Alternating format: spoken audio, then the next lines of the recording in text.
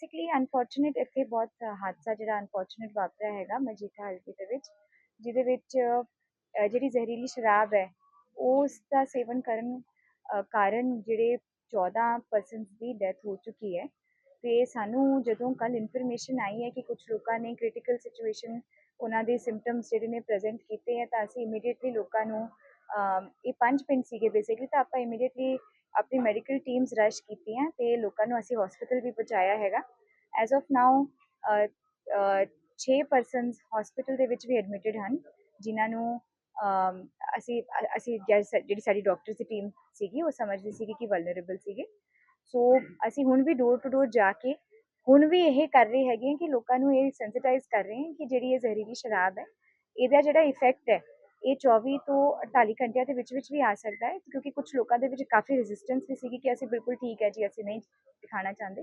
ਪਰ ਮੈਂ ਤੁਹਾਡੇ ਰਾਹੀਂ ਵੀ ਇਹ ਕਹਿਣਾ ਚਾਹੁੰਦੀ ਕਿ ਜਿਹੜੀ ਇਹ ਜ਼ਹਿਰੀਲੀ ਸ਼ਰਾਬ ਹੁੰਦੀ ਹੈ ਇਹ ਜ਼ਰੂਰੀ ਹੈ ਕਿ ਜੇ ਅਸੀਂ ਸੇਵਨ ਕੀਤਾ ਹੋਇਆ ਹੋਵੇ ਤਾਂ ਆਪਾਂ ਇਹਦੀ ਚੈੱਕਅਪ ਜ਼ਰੂਰ ਕਰਾ ਲਈਏ, ਬਿਕੋਜ਼ ਇਹਦੇ ਨਾਲ ਸਾਡਾ ਕਾਫੀ ਬਚਾਅ ਹੋ ਸਕਦਾ ਹੈ, ਕਿਉਂਕਿ ਜਿਹੜੇ ਪੇਸ਼ੈਂਟਸ ਨੂੰ ਹਸਪੀਟਲ ਦੇ ਵਿੱਚ ਐਡਮਿਟਡ ਨੇ ਉਹ ਕਾਫੀ ਠੀਕ ਹੋ ਰਹੇ ਨੇ। ਸੋ ਮੈਂ ਸਾਰਿਆਂ ਨੂੰ ਹੀ ਤੁਹਾਡੇ ਰਾਹੀਂ ਅਪੀਲ ਕਰਦੀ ਹਾਂ। ਸੈਕੰਡਲੀ ਮੈਂ ਇਹ ਵੀ ਅਪੀਲ ਕਰਦੀ ਹਾਂ ਕਿ ਅਸੀਂ ਔਨਲਾਈਨ ਜਿੱਦਾਂ ਕੋਈ ਚੀਜ਼ ਮੰਗਾ ਲਈ, ਇਹ ਬਹੁਤ ਹੀ ਮਾੜੀ ਗੱਲ ਹੈ ਜੀ, ਇਹ ਬਿਲਕੁਲ ਹੀ ਇੱਦਾਂ ਦੀ ਚੀਜ਼ਾਂ ਨਾ ਕਰਿਓ, ਬਿਕੋਜ਼ ਔਨਲਾਈਨ ਇਹ ਨਹੀਂ ਹੁੰਦਾ ਕਿ ਆਪਾਂ ਔਨਲਾਈਨ ਮੰਗਾ ਲਈ ਆਪਣੇ ਆਪ ਜਿਹੜੀ ਹੈ ਉਹ ਚੀਜ਼ ਫਿਰ ਡਿਸਟਰੀਬਿਊਟ ਕਰ ਦਿੱਤੀ। ਇਨਫੈਕਟ ਪੁਲਿਸ ਵੱਲੋਂ ਆਲਰੇਡੀ ਜਿਹੜੇ ਮੇਨ ਇਹਦੇ ਵਿੱਚ ਅਕਿਊਜ਼ ਸੀਗੇ ਉਹਨਾਂ ਨੂੰ ਫੜ ਲਿਆ ਗਿਆ ਹੈਗਾ, ਜਿਨ੍ਹਾਂ ਨੇ ਸਪਲਾਈ ਕੀਤੀ ਹੈਗੀ ਹੈ, ਤੇ ਜਿਹੜੀ ਸਪਲਾਈ ਚੇਨ ਹੈ ਉਹਦੇ ਤੇ ਵੀ ਐਕਸਾਈਜ਼ ਤੇ ਪੁਲਿਸ ਦਾ ਵੱਡਾ ਐਕਸ਼ਨ ਹੋ ਰਿਹਾ ਹੈ। ਸੋ ਮੈਂ ਸਾਰਿਆਂ ਨੂੰ ਹੀ ਦੁਬਾਰਾ ਇਹ ਦੱਸ ਰਹੀ ਹਾਂ ਕਿ ਪਲੀਜ਼ ਇੱਦਾਂ ਦੀ ਚੀਜ਼ਾਂ ਨਾ ਕਰਿਓ ਕਿ ਤੁਸੀਂ ਔਨਲਾਈਨ ਕੁਝ ਵੀ ਮੰਗਾ ਲਿਆ ਤੇ ਉਹਦਾ ਸੇਵਨ ਕਰ ਲਿਆ, ਇਹ ਫੇਟਲ ਹੋ ਸਕਦਾ ਹੈ ਜੀ। ਤੇ ਅਸੀਂ ਸਾਰੇ ਪਰਿਵਾਰਾਂ ਨਾਲ ਖੜੇ ਹੈਗੇ ਹਾਂ ਤੇ ਮਾਨਯੋਗ ਸੀਐਮ ਸਾਹਿਬ ਦੇ ਨਿਰਦੇਸ਼ਾਂ ਅਨੁਸਾਰ ਜੋ ਵੀ ਇਹਨਾਂ ਦਾ ਇਲਾਜ ਹੈਗਾ ਤੇ ਸਹਾਇਤਾ ਹੈਗੀ ਹੈ ਉਹ ਪੰਜਾਬ ਸਰਕਾਰ ਵੱਲੋਂ ਦਿੱਤੀ ਜਾਵੇਗੀ। ਸਰ ਇਹ ਜਿਹੜੇ 14 ਲੋਕ ਆ ਇੱਕੋ ਪਿੰਡ ਦੇ ਜਾਂ ਅਲੱਗ-ਅਲੱਗ ਪਿੰਡ? ਨਹੀਂ ਜੀ, ਇਹ 5 ਪਿੰਡਾਂ ਦੇ ਵਿੱਚ ਜਿਹੜੀ ਘਟਨਾ ਹੈਗੀ ਹੈ ਇਹਦਾ ਇੰਪੈਕਟ ਹੋਇਆ ਹੈਗਾ।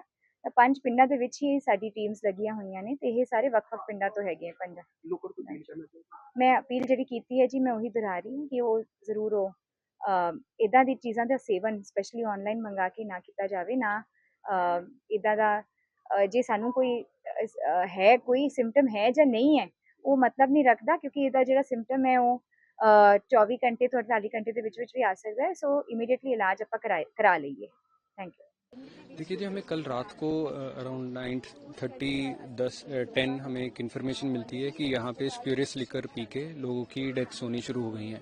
हमें जैसे इन्फॉर्मेशन मिलती है हम तुरंत कार्रवाई करते हुए हमने जो यहाँ के लोकल जो इन्फॉर्मेशन के मुताबिक 4 लोग थे उनको हमने इमीडिएटली राउंड अप कर लिया। उनसे फिर हमने पता करा तहकीकात में कि यहाँ पे जो मेन सप्लायर है यहाँ का प्रभजीत सिंह, जो पंगाली गांव का है रहने वाला, पंगवा गांव का रहने वाला है, उसको हमने अरेस्ट किया। फिर उससे पूछा तो यहाँ का जो किंग पिन है सप्लायर साहब सिंह है राजस्थान का रहने वाला, उसको भी हमने राउंड अप कर लिया और उससे हम छानबीन कर रहे हैं कि उसने कहाँ कहाँ से मंगाया, आउटसाइड डिस्ट्रिक्ट मंगाया, आउटसाइड स्टेट मंगाया। तो जितनी भी फर्म से उन्होंने मंगाया हम पूरी की पूरी जितनी है इन फर्म्स को डिस्ट्रीब्यूशन जो इनकी मशीनरी है इनको पूरा का पूरा इनको हम डिस्ट्रॉय कर देंगे। हमें पंजाब गवर्नमेंट की तरफ से स्ट्रिक्ट इंस्ट्रक्शंस हैं कि ये जो ऐसी कार्रवाई कर रहे हैं, जो ऐसी इलिसिट लिकर जो लोगों को सेवन करा रहे हैं, तो उनको उनके खिलाफ सख्त से सख्त कार्रवाई करी जाए। दोबारा करिए।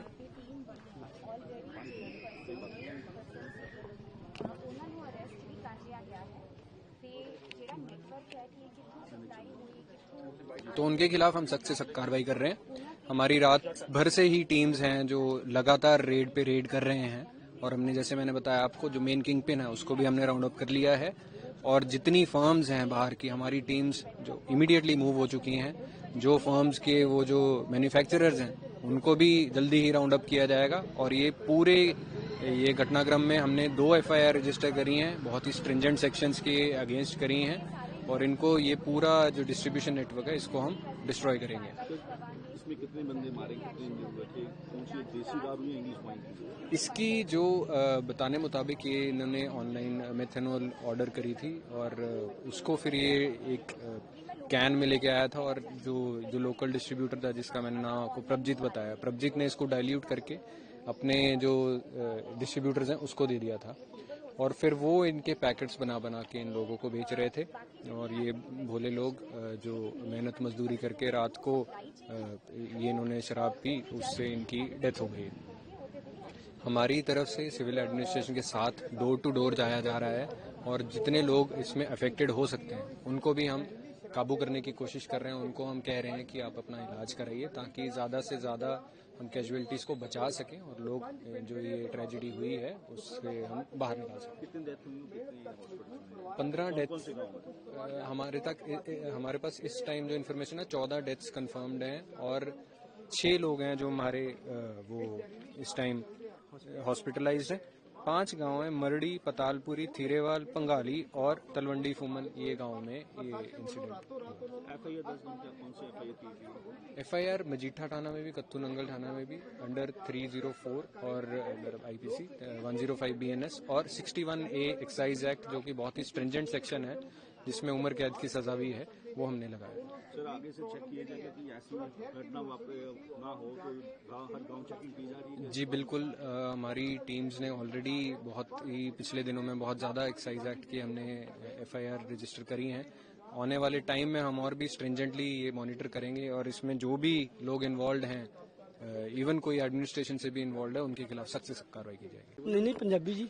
हाँ जी, मेरा नाम जसपाल जी। हाँ जी, मेरे बैफ है सरपंच सुशीला देवी, ਕਿਹੜੇ ਪਿੰਡ ਤੋਂ ਜੀ? ਇਹੋ ਪਿੰਡ ਪਤਾਲਪੁਰੀ ਤੋਂ ਕੀ ਹੋਇਆ ਦੱਸੋ ਥੋੜਾ ਦੱਸੋ। ਜੀ। ਪਹਿਲਾਂ ਜੀ ਸ਼ਰਾਬ ਰੂਪ ਦਿਨੇ ਵੀ ਪੀ ਲੈਂਦੇ ਰਹੇ, ਰਾਤ ਵੀ ਪੀ ਲੈਂਦੇ ਰਹੇ, ਦਿਨੇ ਵੀ ਪੀ ਲੈਂਦੇ ਰਹੇ, ਤੇ ਉਹਨਾਂ ਦੀ ਹੁਣ ਮੌਤ ਹੋ ਗਈ ਆ। ਤੇ ਜਿਹੜਾ ਵਿਅਕਤੀ ਵੇਚਦਾ ਸੀ ਉਹ ਰਾਤ ਨੂੰ SHO ਆਇਆ ਸਤਪਾਲ, ਉਹਨਾਂ ਨੂੰ ਲੈ ਗਿਆ। ਹਾਂਜੀ, ਜਿਹੜਾ ਸ਼ਰਾਬ ਵੇਚਦਾ ਸੀ, ਨਕੋਲ ਵੇਚਦਾ ਸੀ, ਉਹ ਲੈ ਗਏ ਆ। ਕਿੰਨੇ ਬੰਦੇ ਡੈਥ ਹੋਈ ਪਿੰਡ 'ਚ ਜੀ? ਇਹ ਦੋ ਬੰਦੇ ਦੀ ਹੋਈ ਜੀ। ਟੋਟਲ ਜਿਹੜੀ ਗੱਲ ਹੋਈ, ਕੀ ਕਾਰਵਾਈ ਦੀ ਮੰਗ ਕਰਦੇ ਹੋ ਸਰਕਾਰ ਤੋਂ? ਸਰਕਾਰ ਦੇ ਇਹੋ ਕਾਰਵਾਈ ਮੰਗ ਕਰਦੇ ਕਿ ਨਸ਼ਾ ਉਸ਼ਾ ਜਿਹੜਾ ਚੱਲਦਾ ਡਿਆ, ਨਕੋਲ ਚੱਲਦੇ, ਤੇ ਬੰਦ ਉੱਤੇ ਹੋਣਾ ਚਾਹੀਦਾ ਜੀ। ਹਾਂਜੀ ਹਾਂਜੀ, ਜਿਹੜੀ ਮਤਲਬ ਗਰੀਬ ਜਨਤਾ ਪੂਰੀ ਹੋਈ ਹੈ, ਇਹਨਾਂ ਦੀ ਹੈਲਪ ਕੀਤਾ ਜਾਵੇ ਕਿ ਹਾਂ ਇਹਨਾਂ ਨੂੰ ਕੁਛ ਨਾ ਕੁਛ ਮਿਲਣਾ ਚਾਹੀਦਾ ਜੀ। ਹਾਂਜੀ।